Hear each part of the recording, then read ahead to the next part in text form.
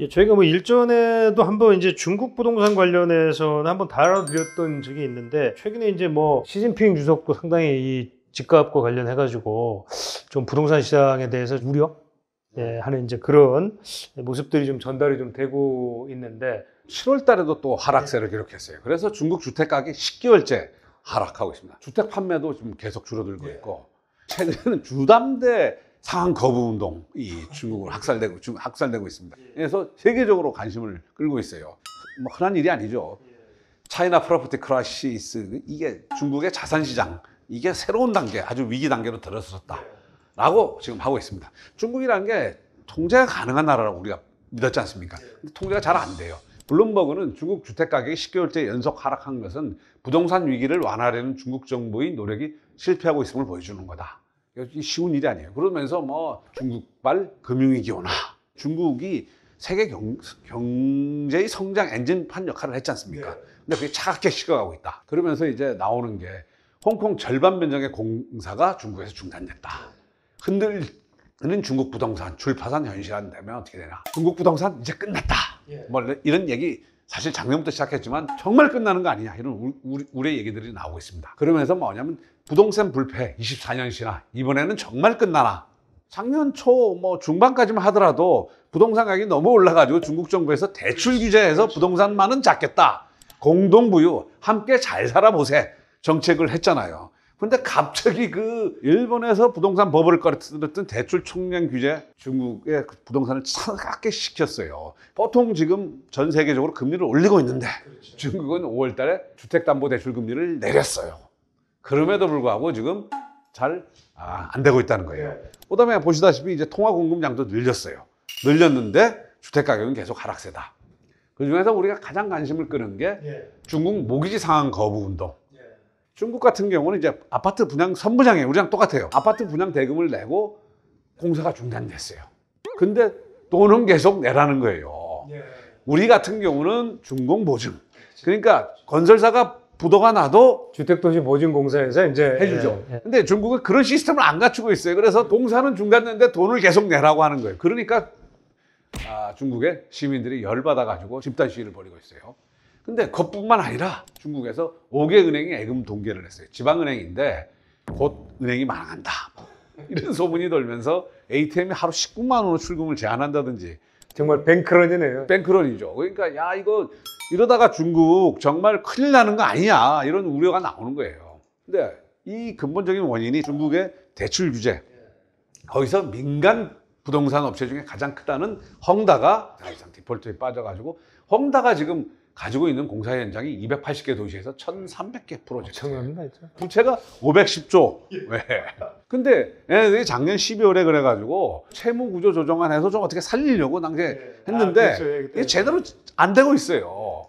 근데 여기서 이제 재밌는 게 초고층의 저주. 어디서 많이 들어봤는데요. 마철레 저주다, 뭐 그렇죠. 보통. 헝다그룹이 안후이성 허베이시에서 국제 파이낸셜 센터를 짓고 있었어요. 저렇게 생긴 모양이죠. 대나무. 그러네, 대나무네요. 대나무 모양이네요. 2025년 완공 목표를 했는데 당연히 스톱됐겠죠. 중국에서 전 세계 20대 초고층 건물 중 9개가 몰려 있어요. 중국에서 건설 중인 500m 이상 초고층 건물이 현재 8개나 됩니다. 이런 초고층을 짓는 이유가 뭐냐? 부동산 경제가 계속 성장할 거라는 낙관론이에요. 이런 낙관론 때 초고층 건물을 짓는데 이게 막 공사 들어가서 쭉 하다 보면 경기가 이제 침체되고 침체가 된다. 그래서 흔히 이제 초고층의 저주라고 하죠. 마천루의 저주. 근데 이게 지금 헝다만 이름은 상관없겠지만 제2의 헝다, 제3의 헝다, 제4의 헝다가 줄줄이 대기를 하고 있어요. 물론 중국 정부에서 구제금융을 한다든지 뭐 이런 걸 해주려고 하고 있어요. 근데 또 문제는 뭐냐면 지금 이 중국의 경제가 어떤 병목 현상, 미중 갈등. 그래서 미중에서 이제 뭐 반도체 동맹, 칩4 만들어서 그냥 중국에 대한 압박들이 중국 내부적으로는 부동산, 외부적으로는 미중 무역 갈등. 삼연초가 어디 생각나는 데 없습니까? 그러네요. 진짜 3연초가. 삼연초가죠. 일본이 부동산 버블 붕괴할 때랑 뭐 유사한 현상이 보이는 거 아니야. 일본도 미국과 그때 무역 마찰이 있었고, 내부적으로는 부동산 가격이 끊임없이 치솟다가 대출 제한을 하면서 부동산 가격이 떨어지기 시작했죠. 그래서 보면 이제 중국이 뭐냐, 이게 부동산 버블 붕괴의 가능성이 있는 거 아니냐. 고령화, 장기 침체, 약간 좀 일본식으로 간다. 이게 뭐 저가 주장하는 게 아니라 외지에 그렇게 나온 거예요. 그러네. 예, 외신들이 이렇게 분석을 하고 있네요. 일본 스타일의 그 어떤 스태그플레이션 피할 수 있느냐? 라는 게 나오죠. 중국이 작년 중반기까지만 하더라도 야, 집값 때려잡자. 대출 규제에다가 쌍꺼비 터졌어요, 지금. 집값이 떨어지는 건 참 좋은 일인데 집값만 떨어지는 게 아니라 집값이 떨어지면서 잔뜩 빚을 내줬던 가게와 대출을 내줬던 은행이 연쇄부도를 금융 일으키고. 시스템의 이제 붕괴를 초래하는. 예.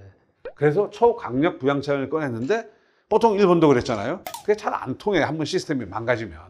그래서 얘기했지만 중국의 부동산 불패는 24년 중국 시장이 이제 낮은 도시화율, 높은 경제 성장률, 부동산 의존형 경제, 주택 이외의 대체 수단이 없다.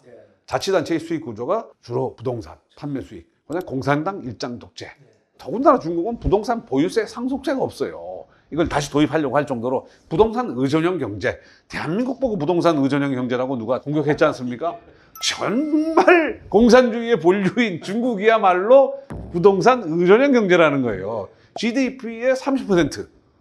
엄청납니다. 그러니까 부동산이 가격이 하락하면 중국 경제 시스템 자체가 무너질 수 있다. 이런 주장이 나오죠. 그 다음에 중국의 부동산이 이제 붕괴할 수밖에 없다고 주장하는 사람들은 과도한 부채, 지나치게 높은 집값, 자가 소유율이 90%나 돼 벌써, 빈집 과잉 공급, 그 다음에 GDP의 30%, 가계자산의 60, 70%가 부동산, 인구 증가율이 감소, 고령화, 그 다음에 부동산이 안전자산이라는 믿음이 이제 깨지기 시작했어요. 그렇게 되면 일본처럼 되는 거 아니야 라는 그 주장들이 나와요. 일본이 장기 침체된 이유가 뭐라고 그랬죠? 그때 이제 결국 경기가 안 좋았죠. 경기 안 좋은 거죠.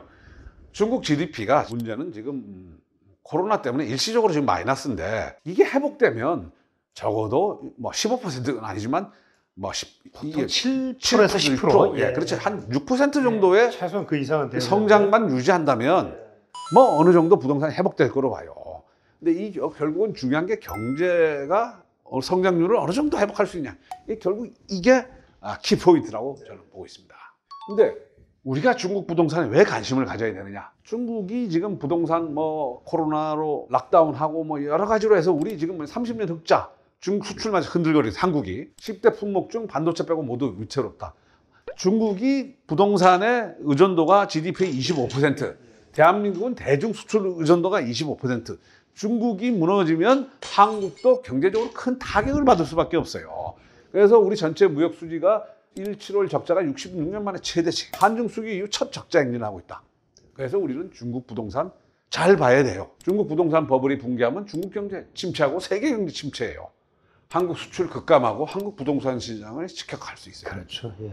남의 일이 아니다라는 거죠. 중국도 한 20년 성장을 했으니까 한번 구조조정에 뭐 우리처럼 IMF처럼 뭐 1년 만에 그냥 위기를 극복하고 쫙 회복된다.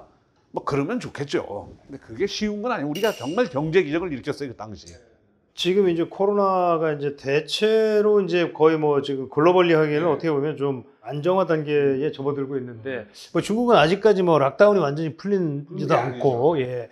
이러다 보니까 이제 GDP 성장률이 올해도 지금 좋지 않을 것으로 지금 예상은 되지 않습니까? 예. 그러니까 이제 지금 이런 판국에 진짜 헝다바저 만약에 최악의 사태를 치닫는다면은 아까 말씀하신 최악의 시나리오. 그렇죠. 예, 이렇게 될 수도 있겠네요. 그렇게 되면 저희들이 V자 반등보다는 세계 경제에 어쩌면 연쇄 반응을 일으키면서 막 정말 L자형으로 가는 거 아니냐 그런 우려가 현실화될 수 있어요. 당장 뭐 진짜 저희 나라 직격탄이겠네요. 직격탄이죠. 우리 뭐 수출의 뭐 25%인데 한쪽에 어쨌든 비관론자들이 보는 시각 중에 하나는 중국 변수라는 것도 염두에 둔 것 같아요. 어찌됐건 참 우리가 중국이 부동산 시장이 무너지지 않기를 바라야 되는 아주 참 기묘한 상황에 지금 놓여 있는 것 같습니다. 중국 민주화를 기원하지만